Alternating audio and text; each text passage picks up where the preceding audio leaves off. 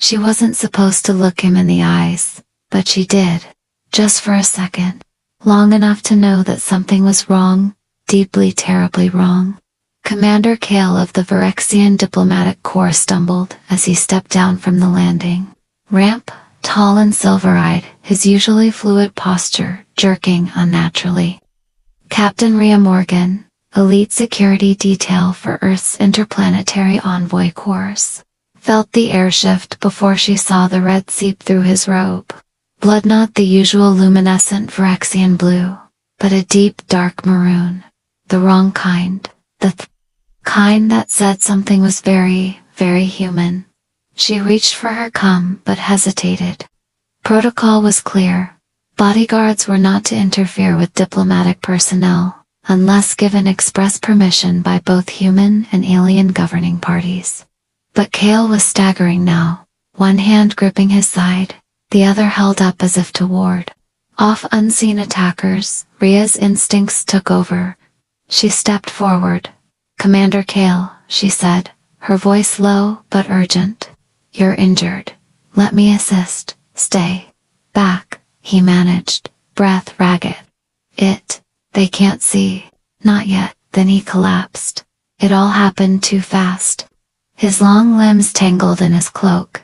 His body hit the platform with a dull thud, and the surrounding Virexian guards stiffened not to help, but to block her view. Rhea's heart pounded. No one moved. No medics. No security. Just silence, and the unmistakable spread of blood on cold metal. Screw protocol. Rhea dropped to her knees beside him, shoving past the nearest Virexian with more force than she'd ever be able to explain away. The alien growled something in their native tongue, but she ignored him. Kale was unconscious. His chest barely moved. She tore open the top layer of his diplomatic robes, and saw the wound, a deep puncture between his ribs, cauterized at the edges, but bleeding beneath. No standard Earth weapon could have done this. This was personal, up close, meant to kill slowly. She pressed her hand to the wound, applying pressure. "You're not dying today," she muttered. "Not on my watch." The Virexians loomed over her, whispering in their native language, clearly unsure how to proceed. They were guards, not healers. Rhea scanned Kale's belt. Sure enough, there was a small black capsule tucked beneath the hem of his sash. A Virexian emergency stim not legal for human use. Highly volatile. She didn't think twice. She slammed the capsule into his thigh. Kale convulsed. His eyes snapped open, wild with pain and awareness. His hand shot up, clutching her wrist. "Too soon," he gasped. "They'll know." "Good," Rhea said. "Let them." They got him inside the embassy within 10 minutes. Though every step of the way she felt eyes on her. Virexian protocol officers protested, but she carried the title of captain, and she used it. Kale was in and out of consciousness, the stim working just enough to keep him from flatlining. The moment they crossed into the medical wing, she realized the real trouble was just beginning. The medics didn't ask questions, they moved fast, the way professionals do when someone important is dying in front of them. They scanned Kale's vitals, whispered amongst themselves in rapid bursts of Virexian language. Then one of them, a shorter one, with white speckled scales, turned to Rhea. "You cannot stay. Human presence here is a violation. It's bleeding." "I'm not leaving," Rhea said. "This is not your matter." He collapsed on Earth soil. "That makes it my matter." The medic hesitated, then lowered his gaze. "You've already broken protocol. If you stay, they will consider it betrayal." Rhea folded her arms. "Then let them." They treated Kale for hours. Rhea refused to leave the observation bay. The longer she watched, the more the story formed in her head. The wound was too precise, the timing too convenient. Kale had just returned from a private summit with Earth's top advisors. No press, no reports. And now he was half dead, poisoned and stabbed with a weapon laced in something that reacted violently with both human and Virexian tissue. A toxin that blurred lines both biological and political. Late into the night, Kale finally stirred. The medics let Rhea approach. His voice was rasped and soft, but clearer than before.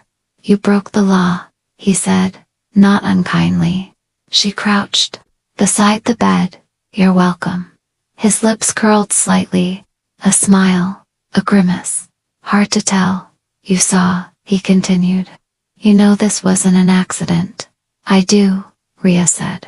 "Someone wanted you dead before the agreement could be signed." Kale nodded slowly. "And you should not have helped. Then why didn't you stop me?"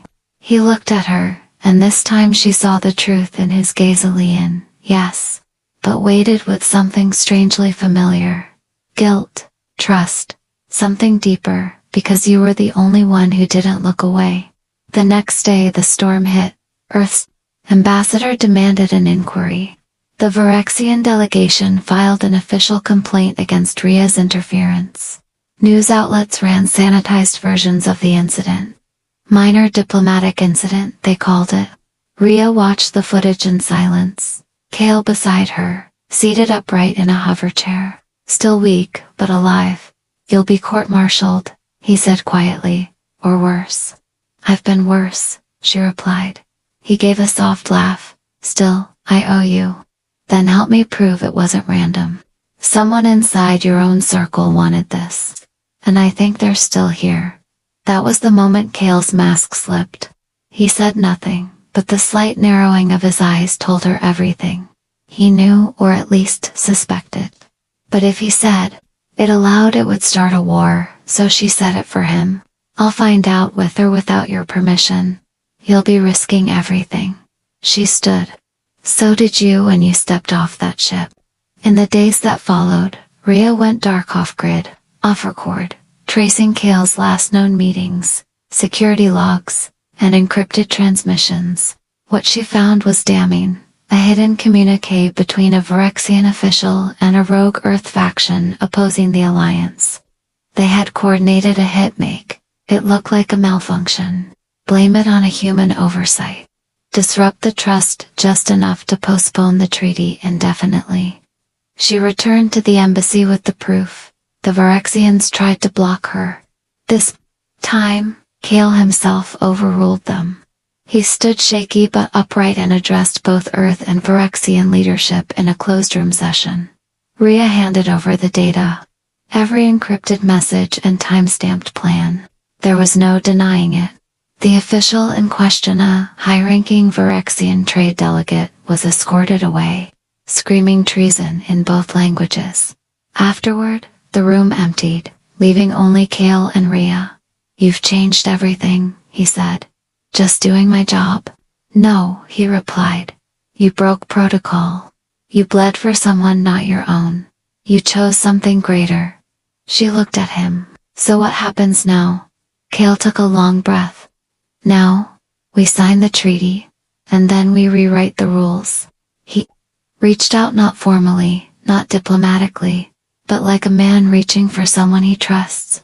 She hesitated, then took his hand.